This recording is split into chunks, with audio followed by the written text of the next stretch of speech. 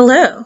Do I have time to talk about The Glory Part 1 right before the Part 2 comes out tomorrow on Netflix? Yes, I do.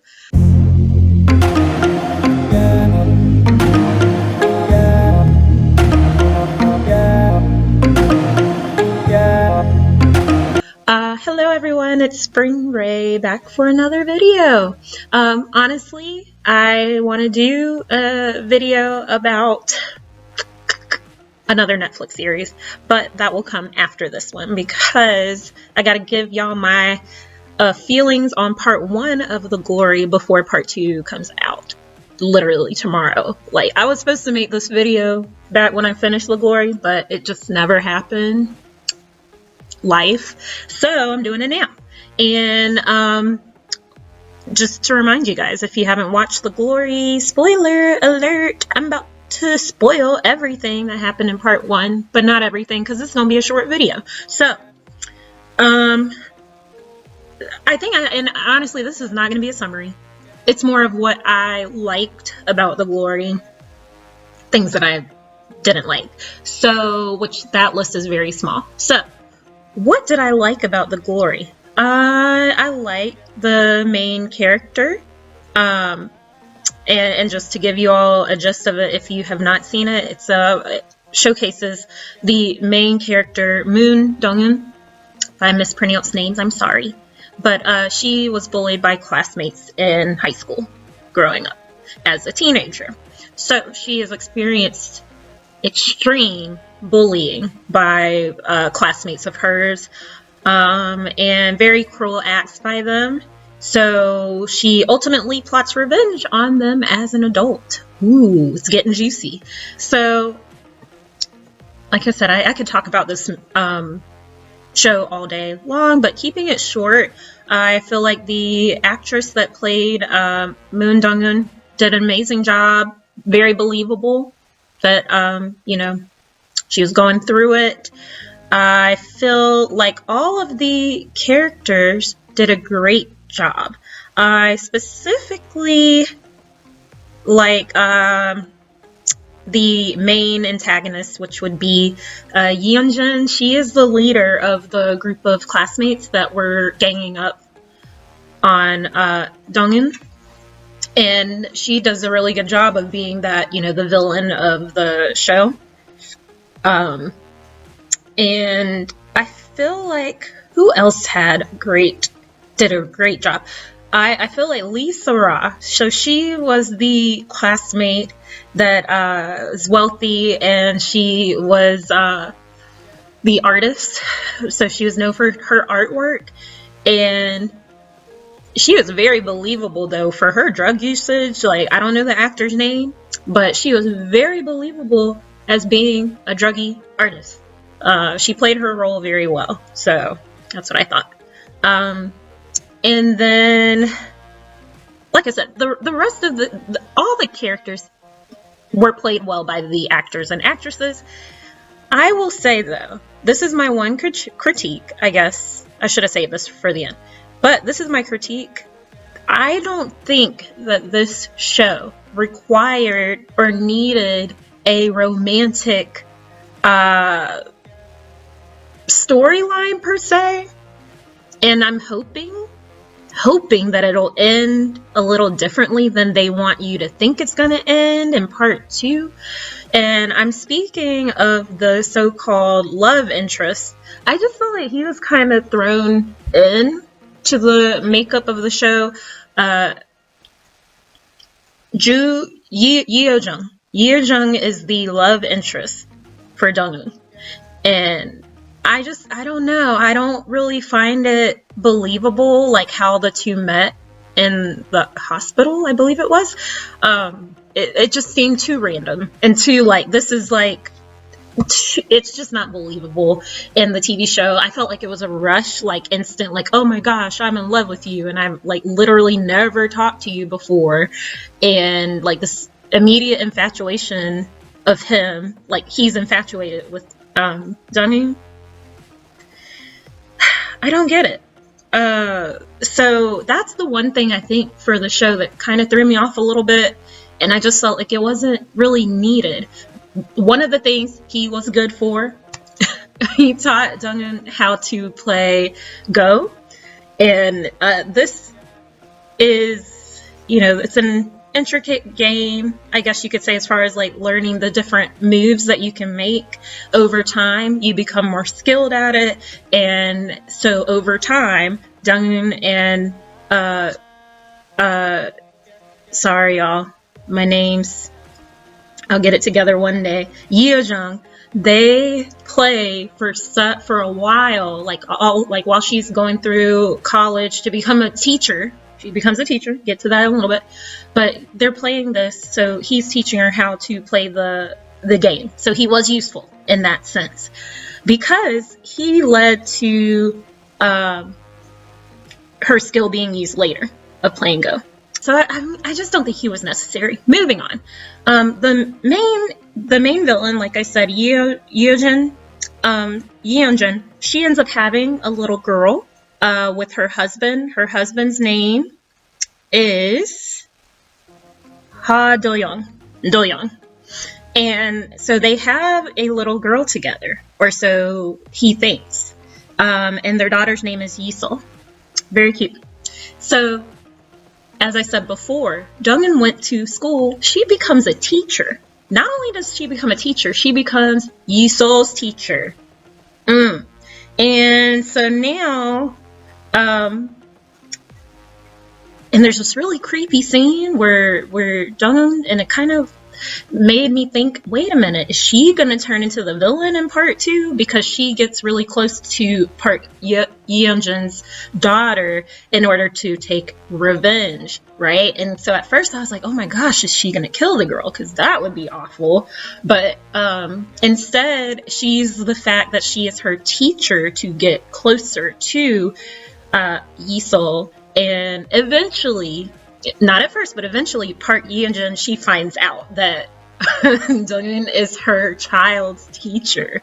And I know that put fear in her heart, because now her baby is in harm's way, basically. So, not good. Then, you come to find out later on, this is turning into a summary. Later on, that, like I said, Yeonjun, her daughter, is not her husband's child.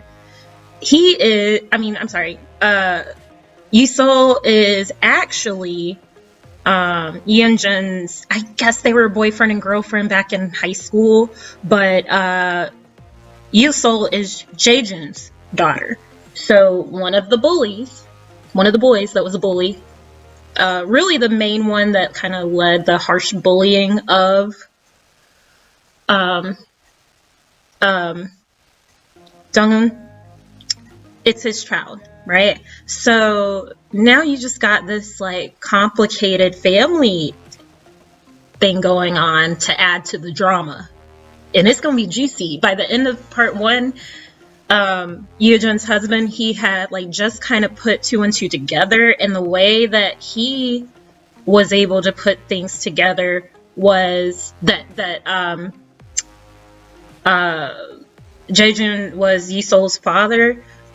He realized that Jaejun smokes the same cigarettes as Yeojun. So, yeah. And then the way Jaejun, because he didn't know either. Yeojun was just keeping all these secrets. He figured out that Yisol was his daughter because there is a hint that she might be colorblind, and he is colorblind. So they share similar traits. Oh my goodness. So Yeojun, I'm waiting for her kind of short. I think her downfall is going to be short, because I'm predicting that this is going to be a swap for the like villain role, because again, you have Donghyun, who is on her like life's quest to cause all this chaos because of her bullying. Kind of well deserved. If you see what she goes through, I'm not going to sit here and talk about it. Bullying's not right. Don't do it. Case in point, somebody might take revenge later in life. You just don't know. But yeah, I'm wondering if Yeojun might, I don't know if there's any saving her, but maybe some of the other characters, there's other bullies that are not as hardcore. Well, no, there's only one. I lied. Most of them, they are. Jaejun, his like croony guy that does all the work, the heavy lifting for him. His name is Myung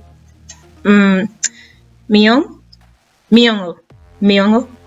He does kind of all the heavy lifting of the bullying, the stuff that Jaejun does not want to do himself. And he actually tries to help Donghyun in her plan early on, but then by the end of part one, we have no idea where that Joker is. I don't know what happened to him.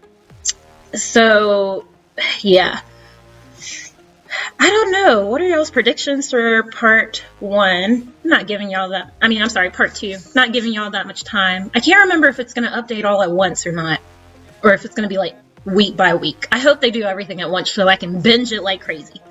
But yeah, one other thing that I thought, like, I don't think this storyline again needed a romantic piece to it. But I don't know if it was just me, but like I am attracted to the actor that plays Yoo-jin's husband, Ha Do-young. I actually added the actor. What's his name? I'm being nosy. I added him, and now I don't. I probably won't be able to find him now. But anyway, I don't know if it was me just finding him attractive, but I felt like that chemistry because he knows how to play Go really well. And in one of the scenes, he ends up meeting up with Donghyun, and they play a game. That's how he first meets her, and he is just drawn to her because she's just the ultimate Go player. And that's kind of how their relationship starts. But she knows what she's doing. She is like 10 steps ahead of these people. So ultimately, I just wonder like how many bystanders will suffer because of these bullies. And the bystanders in this case would be, again, Isol, the little girl, and then Ha Do-young, the husband. Because technically, he has not done anything directly to hurt Donghyun, and neither has Isol's a child. So that's why I said I feel like Donghyun has the potential to become a villain if she crosses that line. But we have to wait and see if she's going to cross that line. And that makes the story so much juicier. And towards the end, though, because like I thought that Ha Do-young would maybe flip against Yoo-jin for a couple reasons, just because of her bullying that she did in the past, and then the fact that she lied about that not being Yusol not being his child. So I'm interested in seeing what happens to their dynamic. It's gonna be interesting, and yeah. So I'm trying to think, is there anything else I'm missing? The one other girl that's in one of the bullies, Choi Haijong, she's got to stand up for herself, and she should have got out early on because she wasn't even a bully to begin with. She was a follower. She's a follower, so she's just doing what other people around her are doing. She should have got out earlier on because now. Donghyun is in her revenge mode now. Like, I feel like there's no going back. And so I think it's a little late for Haijong to be asking for forgiveness after all those years of, like, torture. It was a lot. So anyway, that's enough. Let me know your thoughts. Are you excited about part 2? Of the Glory? Interesting name for this show. I honestly have not thought too deep about the name, but yeah, it's interesting. And I know I missed a lot to touch on this time, but short video. I want to keep it short. And then also, I still have my thoughts about Sky Castle. I just finished that. Finally, I was trying to figure out why it took me so long. There's no English. There's no English dub, so I literally had to find the time where I could sit down in front of my TV and watch without any distractions. Watch some subtitles, make sure I didn't miss all the good pieces, and that was really good. If you have not watched Sky Castle on Netflix, go watch it. It does illustrate how obsessed, I guess you could say, the studying culture is in Korea, South Korea, and how intense it is. Like, some of the scenes were a lot of parts were heartbreaking in that show, but ultimately all the actors and actresses, they did a really good job. If you like The Glory, I think you would like Sky Castle as well. So go check it out. Thank you for watching, guys. Bye!